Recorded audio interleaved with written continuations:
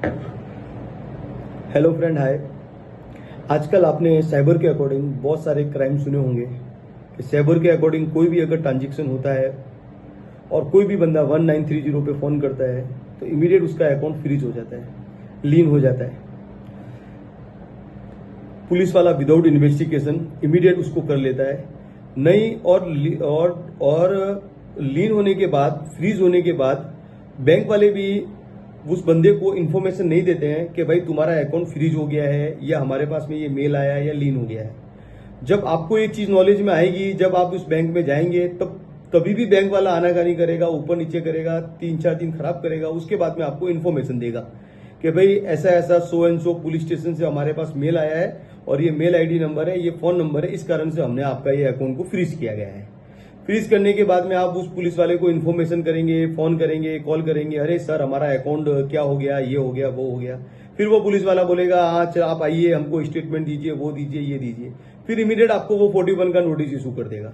उससे पहले नहीं करेगा 41 का नोटिस इशू, उसके बाद करेगा। उसको आगे भी दिखाना पड़ेगा ना कि भाई मैंने भी कोई इन्वेस्टिगेशन किया है, और अकाउंट को कर लेगा। और फिर आप पुलिस स्टेशन अगर जाते हो तो या आपके सामने देखो, अगर 406 और 420 की अगर एफआईआर है तो वो इमीडिएट आपको बोलेगा कि भाई सामने वाले के साथ आप सेटलमेंट कर लीजिए, हमको उसका एफिडेविट सेटलमेंट लाके दे दीजिए, हम उसका स्टेटमेंट रिकॉर्ड कर लेते हैं और बी रिपोर्ट के लिए डाल देते हैं।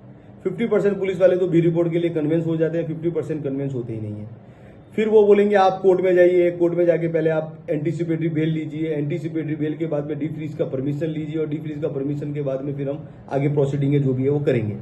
मैं खुद एक मैटर में मंगलुरु में आ रहा हूँ, प्रैक्टिकल नॉलेज बता रहा हूँ। उसमें मेरे क्लाइंट का फिरियादी के साथ में सेटलमेंट ऑलमोस्ट डील डन हो गई है, लेकिन डन होने के बावजूद भी उसमें नहीं हो रहा है, क्योंकि जो नियर बाय पुलिस स्टेशन है वो मतलब क्यों नहीं कर रहे हैं समझ में नहीं आ रहा है। उनकी क्या होप है, क्या है, वो समझ में नहीं आ रहा है। फिर मैंने वहां के कमिश्नर से जाके मुलाकात भी की तो उन्होंने भी बोला ठीक है मैं उनको डायरेक्शन दे देता हूँ, लेकिन उसके बावजूद भी नहीं हो रहा है। मतलब वो बी रिपोर्ट डालने के लिए मान ही नहीं रहे हैं और कन्वेंस ही नहीं हो रहे हैं। और जो कंप्लेनेंट है, जो फिरियादी है, जो उसका अमाउंट है, वो अमाउंट को लेने के लिए, सेटलमेंट करने के लिए रेडी है, लेकिन हमारे अकाउंट हम अगर उसको पेमेंट कर दे और हमारा अकाउंट अगर फ्रीज, अनफ्रीज, डिफ्रीज नहीं होता है तो फिर हम क्या करेंगे। लेकिन ये बस टाइम पास हो रहा है। आजकल सीधा सा सिस्टम बन गया है, अगर आपको डिफ्रीज करना है तो आप जाइए पुलिस स्टेशन में, मिलिए, मिलने के बाद जो भी आपके हिसाब से मिलना पड़ेगा, मिलने के बाद में उसके बाद ही आप उसके आगे प्रोसीजर कर सकते हैं। और वो फिरियादी जाके बोलेगा, उसके बाद ही वो अकाउंट डिफ्रीज होता है। अगर इसमें डिफ्रीज करने से पहले अगर पुलिस वाला किसी भी बंदे को अगर नोटिस इशू करता है, नोटिस इशू में अगर वो बोलता है कि भाई अब तुम्हारा सो एंड सो कंप्लेन आया है, इसके बिहाफ में हम तुम्हारा अकाउंट फ्रीज करने वाले, तो वो जाके उससे मिल भी सकता है, बात कर सकता है, खुद के डॉक्यूमेंट बता सकता है, खुद का राइट्स रख सकता है, खुद का डिफरेंस रख सकता है कि सर ये इस कारण से इसका सॉल्यूशन, ये काम नहीं हुआ है, इस कारण से हमने इसका पेमेंट नहीं किया है। वो एक सॉल्यूशन उसका उस समय निकल सकता है, लेकिन वो सॉल्यूशन सवाल ही पैदा नहीं होता है। डायरेक्टली आपका अकाउंट 1930 तो ऐसा दे दिया है कि कोई भी चलता फिरता आदमी भी अगर फोन कर दे कि सर ऐसा ऐसा ट्रांजेक्शन हुआ था और वो हमारा पेमेंट नहीं कर रहा है, और वो इमीडिएट उसमें सीधा का सीधा इमीडिएट उसको अकाउंट को फ्रीज कर दिया जाएगा। और सबसे बड़ी चीज कि वो अकाउंट से जिसके अकाउंट में पैसा गया उनका अकाउंट भी फ्रीज कर दिया जाता है, उसको भी लीन कर दिया जाता है। 3 घंटे के रिगार्डिंग जिसका भी पेमेंट गया है वो सारा अकाउंट लीन हो जाता है या फ्रीज हो जाता है। उसके बाद आप दौड़ते रहो, भागते रहो। पुलिस वाले तो आपको मालूम है, पुलिस स्टेशन में जाएंगे तो वो तो जो भी बंदा जाता है उसका इन्वेस्टिगेशन शुरू कर लेते हैं।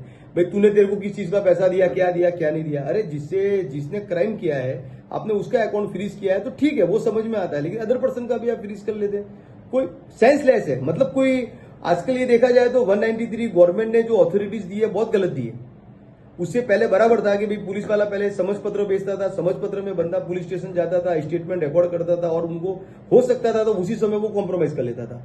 लेकिन अभी वो सब सिस्टम बंद हो गया है। अभी अगर बॉस आपको अगर डिफ्रीज के लिए जाना है तो सीधा सा प्रोविजन है, या तो आप पुलिस स्टेशन में जाइए, आउट ऑफ पुलिस स्टेशन फिरियादी से सेटलमेंट कीजिए, जाके एक सेटलमेंट एफिडेविट बनाइए और उस बंदे का एक राइटिंग में एक एप्लीकेशन लिख के ले लीजिए कि मेरा out of police station settlement हो गया और वो मैं इसको एग्जिबिट कर रहा हूँ, और वो कॉपी वहां पे जाके दे दीजिए। उसके बाद में पुलिस वाला वो आपका अकाउंट डिफ्रीज करेगा, और डिफ्रीज करने के बाद में वो उसका बी रिपोर्ट डालेगा।